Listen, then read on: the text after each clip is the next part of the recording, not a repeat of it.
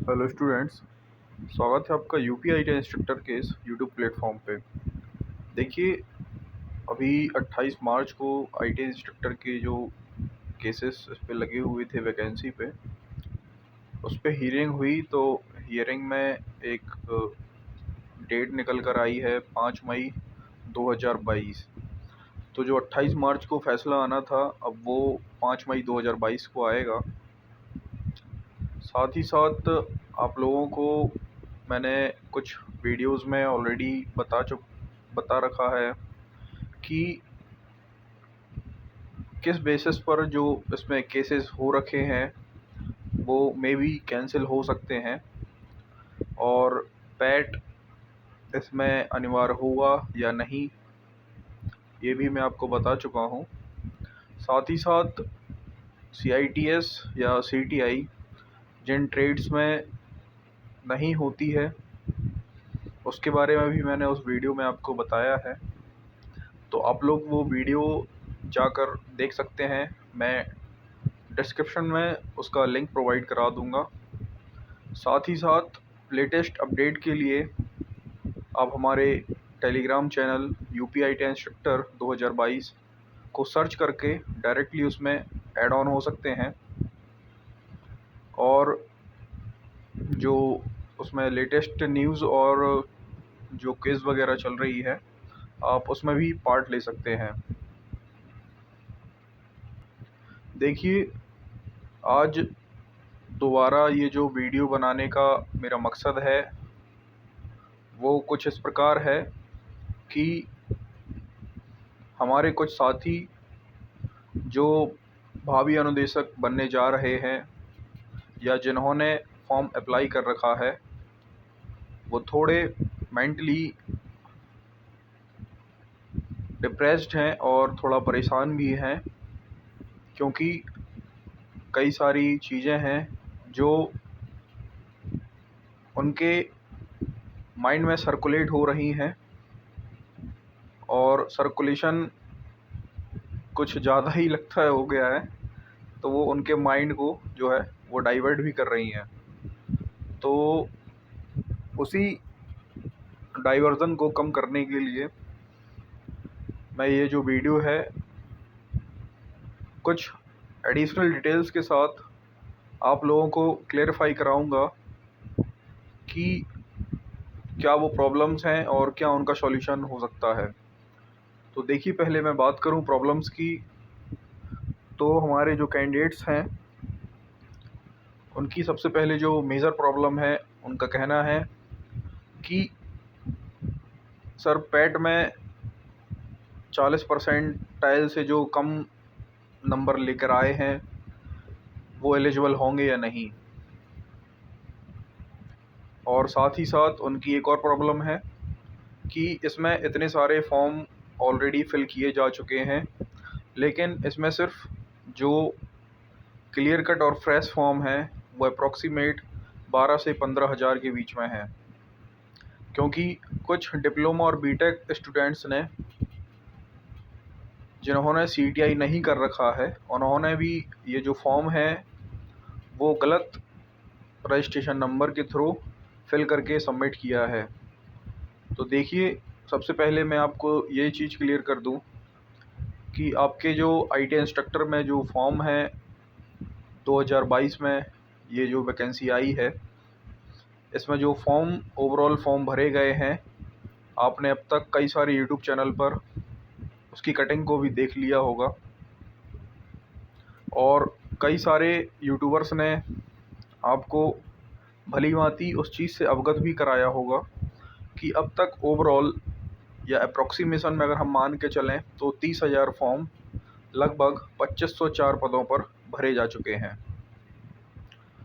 तो देखिए, ये जो फॉर्म भरने का रीज़न है, बेसिकली जो पैट क्वालिफाइड बीटेक और डिप्लोमा होल्डर्स हैं, मैं मानता हूँ कि उन्होंने ये जो फॉर्म फिलिंग की संख्या है वो बढ़ाई होगी, क्योंकि बीटेक की तरफ से उनकी एक जो संस्था है,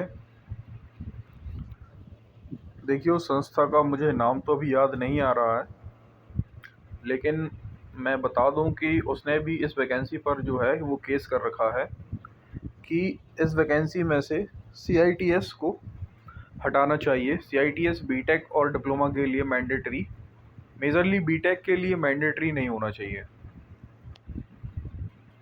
तो उनका ये कहना है कि बीटेक ऑलरेडी हायर क्वालिफ़िकेशन में आती है और ITI के छात्रों को पढ़ाने के लिए बेसिकली थ्योरी के लिए जो बीटेक की वैकेंसी आई है इंस्ट्रक्टर में, तो उनको थ्योरी का पोर्शन पढ़ाने के लिए बीटेक की जो क्वालिफ़िकेशन है वो पर्याप्त है।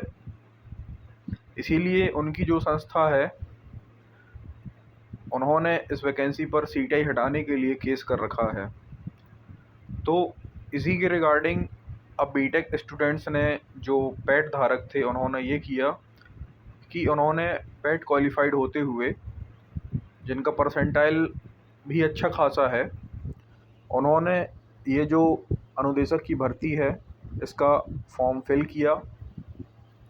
फॉर्म फिल करने के बाद जब इसमें CITS मांगा गया तो CITS में ही इन्होंने अपना जो बीटेक का रजिस्ट्रेशन नंबर या जो भी है वो फिल किया और ये सुनिश्चित करते हुए उस फॉर्म को सबमिट किया कि भविष्य में जब इसमें से CITS केस करने के बाद हट जाएगा तो हम ऑलरेडी एलिजिबल हो जाएंगे। अब हुआ ये कि CITS जो बीटेक वाले होल्डर नहीं हैं उन्होंने नंबर ऑफ़ फॉर्म्स की संख्या एक मेजर फॉर्म में इंक्रीज़ कर दी। अब नंबर ऑफ़ फॉर्म्स जब इंक्रीज़ हुए तब आयोग ने कोर्ट में जो लास्ट दिन 8 तारीख को या 7 तारीख को जो हियरिंग चल रही थी, तो आयोग को कोर्ट में ये कहना पड़ा कि हमारे पास पर्याप्त फॉर्म ऑलरेडी आ चुके हैं, तो पर्याप्त फॉर्म आने की इस कंडीशन में हम इस पर पैट हटाने के लिए विचार नहीं कर सकते। ऐसा मुझे सुनने में आया है। तो देखिए, अब मैं आपको ये बताना चाहता हूँ कि जैसे फॉर्म फिल हो चुका है, तो जिन्होंने गलत फॉर्म भी भरे हुए हैं, तो जो रियल कैंडिडेट्स हैं, जिनके पास वैलिड हर चीज़ है, डॉक्यूमेंट्स हैं, सर्टिफिकेट्स हैं, एक्सपीरियंस है, उन्हें घबराने की ज़रूरत नहीं है। क्योंकि अगर आपने नोटिफिकेशन को बहुत ही कायदे के अनुसार और ध्यानपूर्वक पढ़ा होगा तो उसमें लिखा हुआ है, आप स्क्रीन पर भी देख पा रहे होंगे कि ये देखिए क्या लिखा है। जो स्टार्टिंग में 3rd पैराग्राफ है उसको आप ध्यान से पढ़िए। अनुदेशक मुख्य परीक्षा 2021/03 हेतु केवल वही अभ्यर्थी ऑनलाइन आवेदन कर सकते हैं जो प्रारंभिक अर्हता परीक्षा यानी कि पैट में सम्मिलित हुए हैं और उन्हें आयोग द्वारा स्कोर कार्ड जारी किया गया है। तो देखिए, पैट में सम्मिलित हो चुके हैं और पैट का जो रिज़ल्ट है वो आ चुका है, तो सिर्फ वही लोग ही एलिजिबल हैं।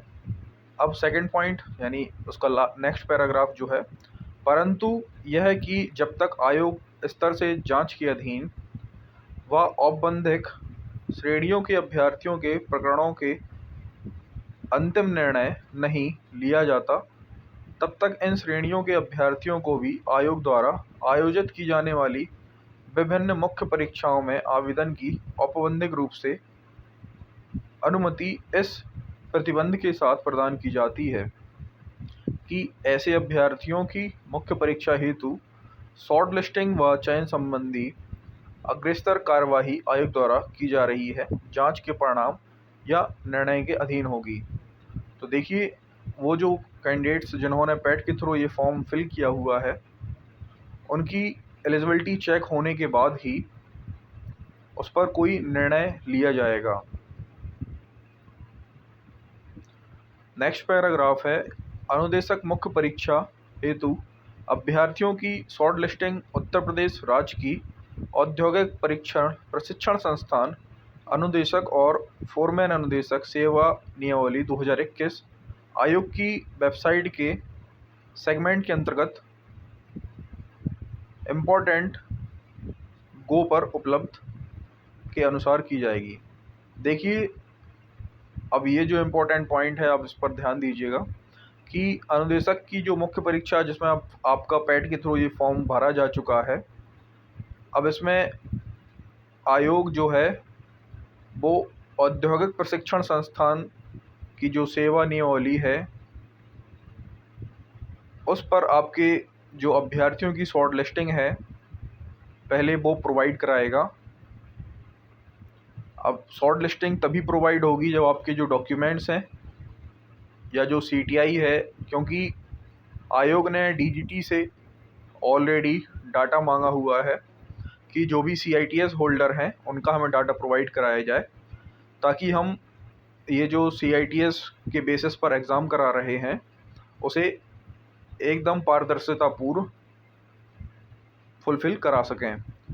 तो इस लाइन का यही मतलब निकलता है कि CITS की वैलिडिटी की जांच होगी, इसके बाद ही जो शॉर्ट लिस्टिंग होगी वो वेबसाइट पर अवेलेबल कराई जाएगी।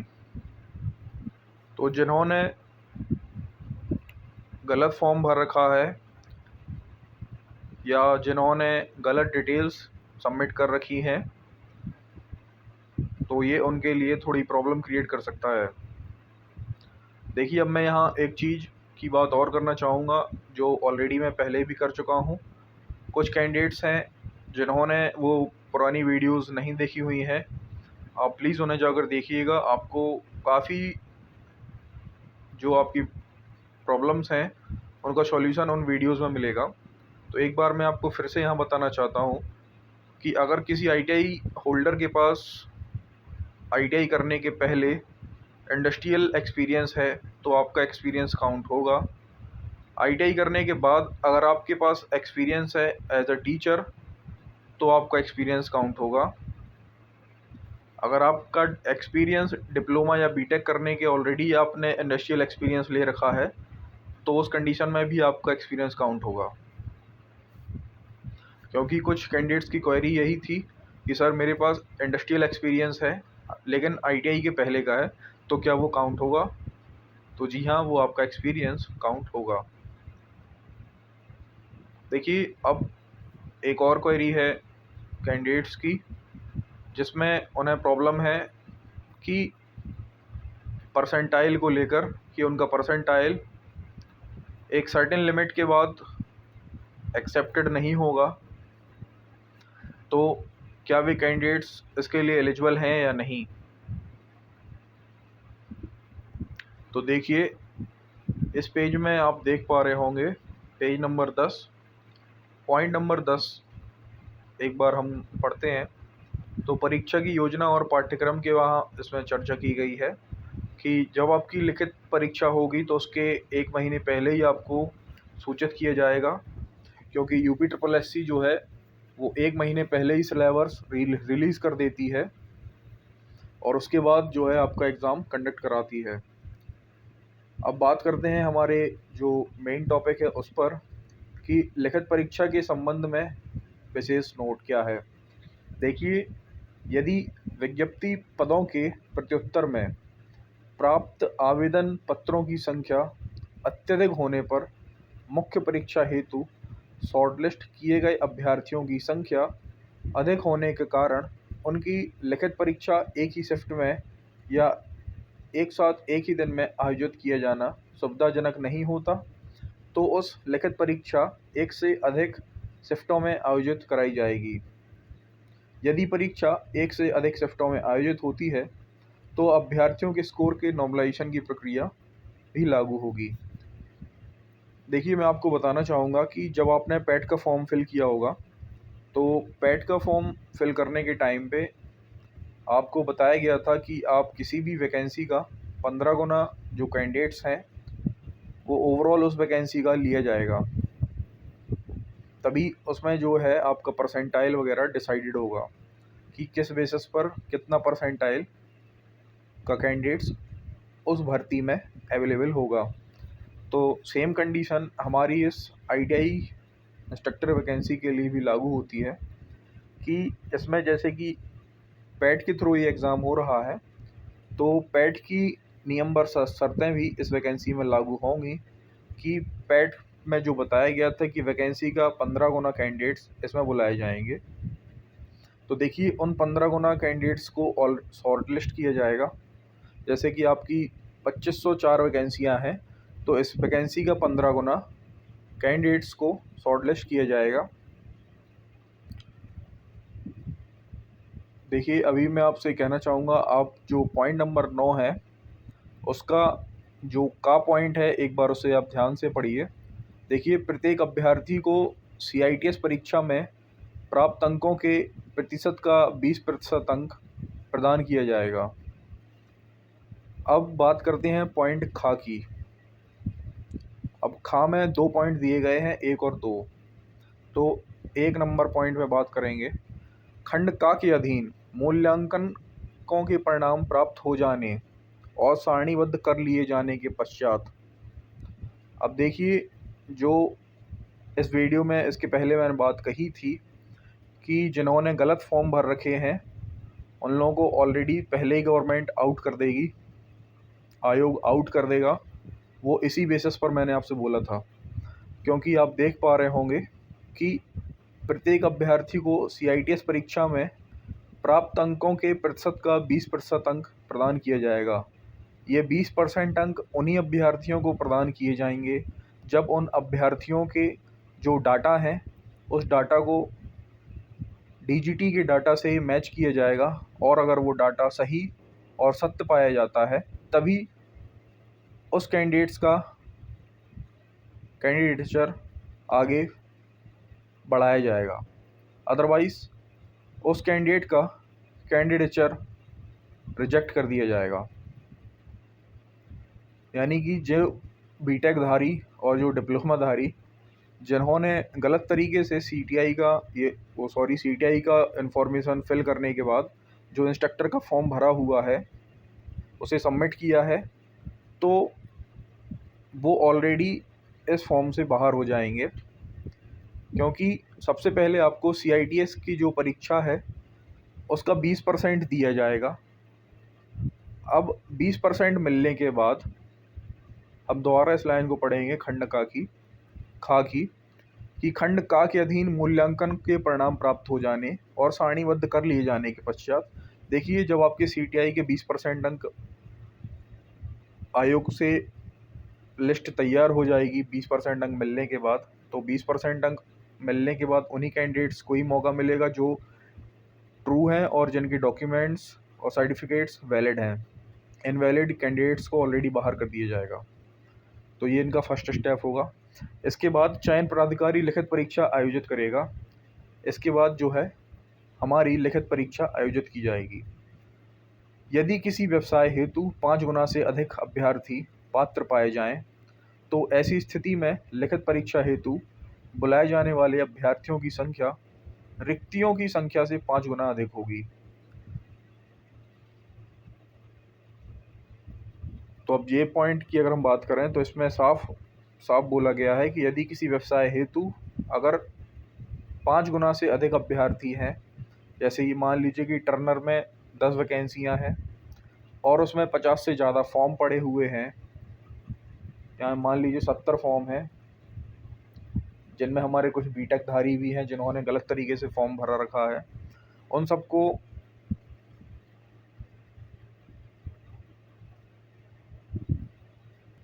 छांटने के बाद अगर उस पर्टिकुलर वैकेंसी में, जैसे टर्नर में मान लीजिए 10 हैं, अगर 50 से कम कैंडिडेट बचते हैं यानी कि 49, क्योंकि 5 गुना से कम है, तो उन सभी का एग्ज़ाम कराया जाएगा।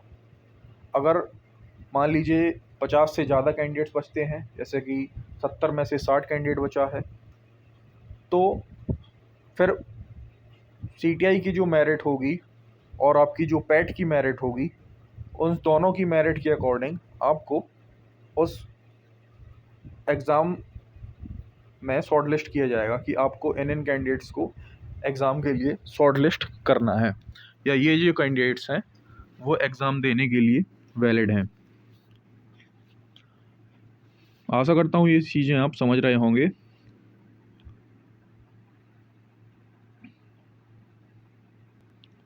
तो आगे बढ़ते हैं। तो देखिए, इस प्रयोजनार्थ अभ्यर्थियों की योग्यता सूची उनके द्वारा उपनियम 2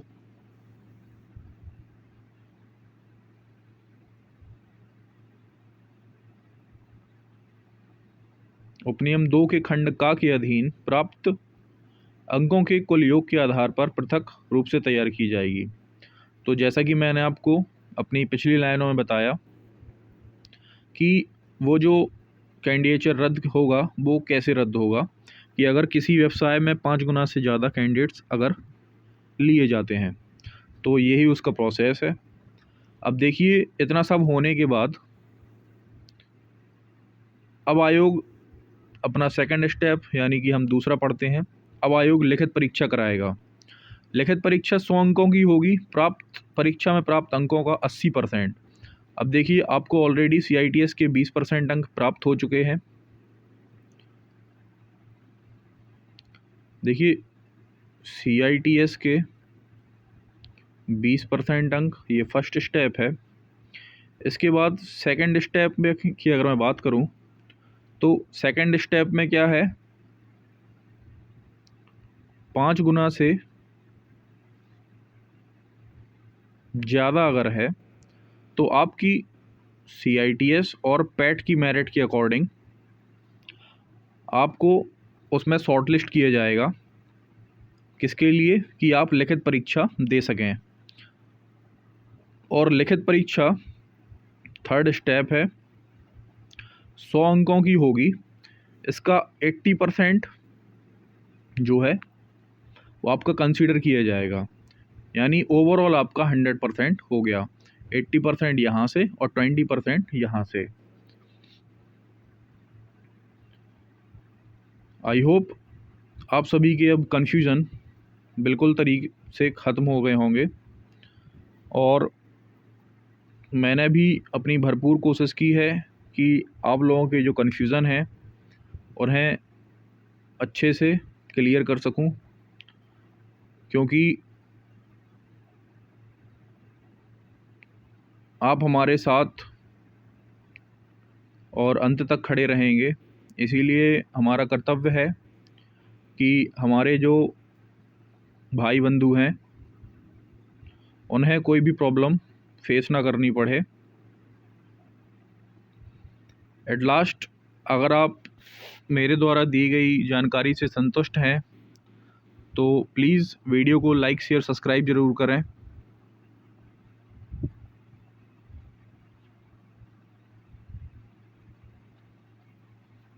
और अपना साथ वीडियो के साथ बनाए रहें और इस चैनल के साथ भी बनाए रहें। Thank you so much. Good day.